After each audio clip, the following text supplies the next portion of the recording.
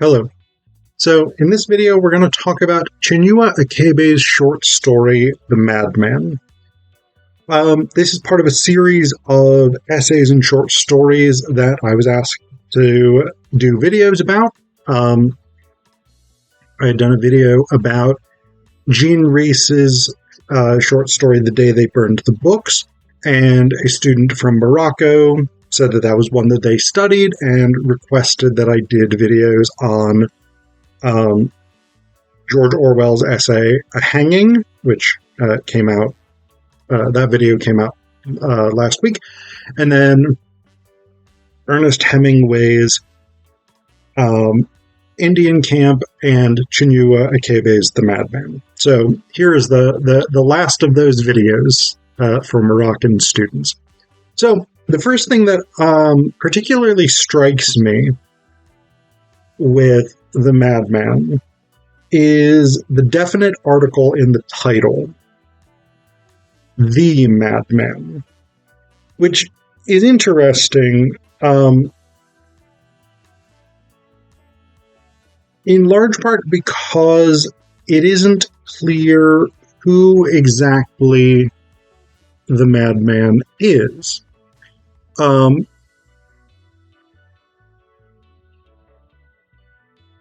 So we start with this figure.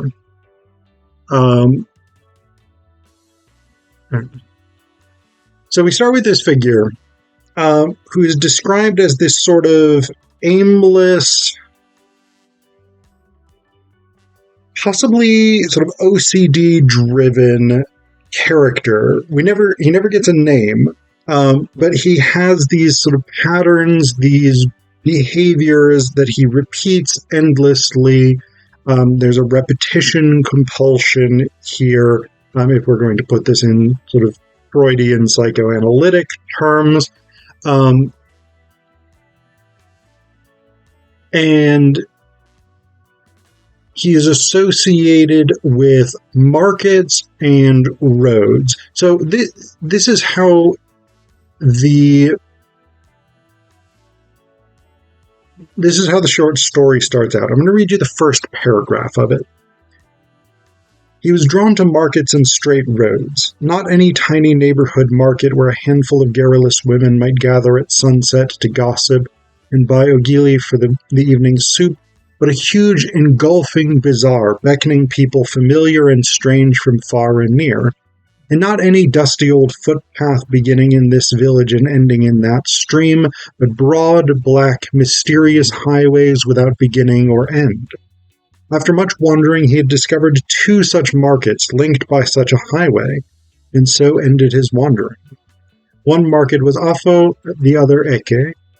The 2 days between them suited him very well. Before setting out for Eke, he had ample time to wind up his business properly at Afo. He passed the night there, putting right again his hut after a day of defilement by 2 fat-bottomed market women who said it was their market stall. At first he had put up a fight, but the women had gone and brought their menfolk, 4 hefty beasts of the bush, to whip him out of the hut. After that he always avoided them, moving out on the morning of the market and back in at dusk to pass the night. Then in the morning he rounded off his affairs swiftly and set out on that long, beautiful boa constrictor of a road to Eke in the distant town of Ogbu. He held his staff and cudgel at the ready in his right hand, and with the left he steadied the basket of his belongings on his head. He had got himself this cudgel lately to deal with little beasts on the way who threw stones at him and made fun of their mother's nakedness, not his own. So, pretty obviously, this opening paragraph is meant to identify this unnamed figure as the madman of the title, right? Again, he has this obsession with markets and roads, and they have to be specific types of markets and roads. We start to get the sense that he operates in this delusional space, that this is not, in fact, his hut that has been taken over by market women, but that, in fact, he is taking over the market stall of these two women. And this final line that these little beasts, these children, throw stones at him and make fun of their mother's nakedness, not his own. That seems pretty clearly not to be how that insult is going to be working, right? So we start with this sense that this is the Madman. And that's, I think, a very good read. It makes perfect sense. Again, there's a sort of repetition compulsion driving this character. There is a sort of delusional worldview in his sort of persecution complex. There is, I mean, the choice of associating this figure with markets and roads is significant because these are liminal spaces in which one meets strangers, one encounters strangers, right? On the road, so the road is a liminal space, both in that you move from one place to another, but the road itself is kind of not regarded as a place. It's a means to an end rather than an end in itself. Typically, not always necessarily, but for this character, it is an end in itself. Being on the road is itself an important thing. Not that he's trying to get somewhere. He is going somewhere, but that's not the point of being on the road. The point of being on the road is to be on the road in itself. And so, in that sense, he sort of confuses the normal view of a road, which is the means to an end, with, and he confuses this in the sense that it becomes the end in itself. And then markets, of course, are liminal spaces. They are spaces of contact where you meet other people, you socialize, you engage in transactions, things like this. And often you have goods that are moving vast distances in many cases. So having this figure, sorry, my cat is screaming and I don't know if the mic is going to be picking that up. But having this figure who is associated with these liminal spaces, these borderline type spaces that are characterized by movement, transition, etc., suggests an instability, right? Rather than having a character who's associated with something very solid and stable, this is a figure associated with irregularity, with movement, and that suggests a sort of irregular mental state. There's a kind of parallel there. But this is where it gets really interesting. We have introduced this guy named Nuebe, and he is very sort of successful guy. He's a very sort of, he's not necessarily upper class, but he is a pillar of the community, somebody who is very well respected in Ogbu. And we find that out because when he is introduced, it says, Nuebe was a man of high standing in Ogbu and was rising higher, a man of wealth and integrity. He had just given notice to all the Ozo men of the town that he proposed to seek admission into their honored hierarchy in the coming initiation season. So basically what we need to sort of know about that is that this is a sort of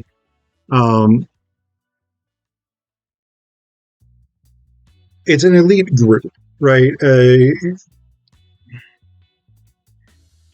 Maybe thinking of it like a country club is not quite the right thing. Maybe something more like the Freemasons, almost, a sort of secret society that comes with substantial social benefits. And the Ozo men are like, great, would more or less love to have you. They don't officially say that because of the sort of norms around the initiation, but it's clear that they expect that he will be successful. But again, The Madman is the title of the short story, and it is a striking title because Nwibe ends up, there's squabbling between his wives, and so he ends up leaving his compound and going down to the river. He goes to take a bath in the river, and the madman, the guy obsessed with roads and markets, steals his clothing, basically. This guy, this Walker, I'm going to call him Walker, because that seems to be his key thing. He convinces himself that Nwibe is the guy who beat him on behalf of the market women.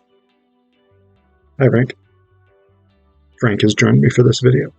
And that Nwibe is a guy who has set his children to insult and throw stones at the Walker. And so, in revenge for this, the Walker steals his clothes and runs off back onto the road toward the market. Nwibe pursues him. He basically flies into a rage and starts pursuing this guy to get his clothing back. And we have this line. 2 girls going down to the stream saw a man running up the slope toward them, pursued by a stark naked madman.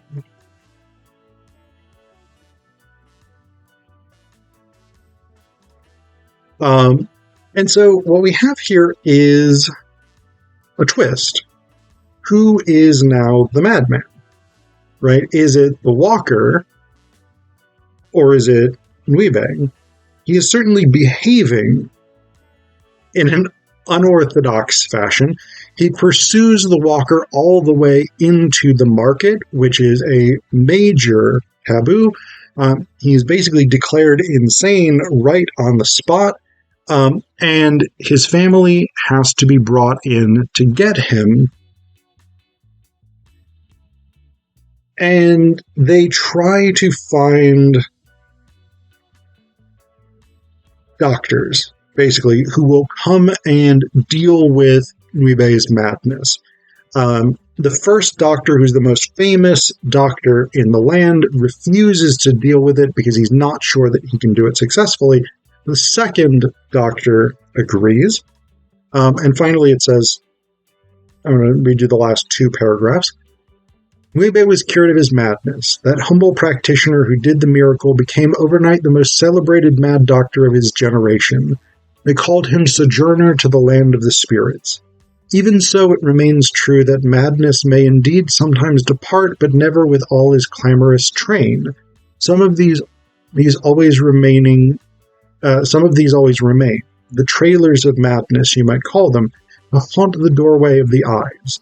For how could a man be the same again of whom witnesses from all the lands in Olu and Igbo have once reported that they saw today a fine, hefty man in his prime, stark naked, tearing through the crowds to answer the call of the marketplace? Such a man is marked forever. Nwibe became a quiet, withdrawn man, avoiding whenever he could the boisterous side of the life of his people. 2 years later, before another initiation season, he made a new inquiry about joining the community of titled men in his town.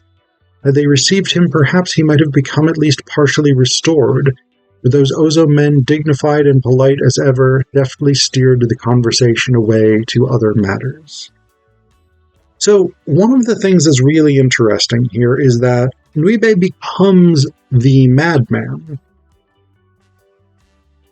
It's not clear to me that he is insane. He reacts perhaps excessively to the theft of his clothing, but he is embarrassed, he is enraged by this. And it seems to destroy his social standing in the community forever. He is forever marked as a madman.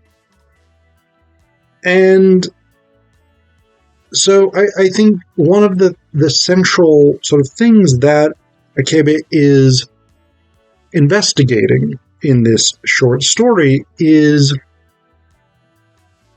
how social position is constructed through the perceptions of others, right? When people in this town believe that Uebe is successful, upstanding, awesome, whatever it is, that he is on the rise. When they believe that, it is true. When they believe that he is mad, it is true. And the thing that I think from this, there's a thing that Charles Dickens wrote in Oliver Twist. He wrote, "Dignity and even holiness too sometimes are more questions of coat and waistcoat than some people imagine." And for me, that's really what the Madman is about, is this idea that who we are is much more about how we are perceived by others in a community than it is about ourselves as such.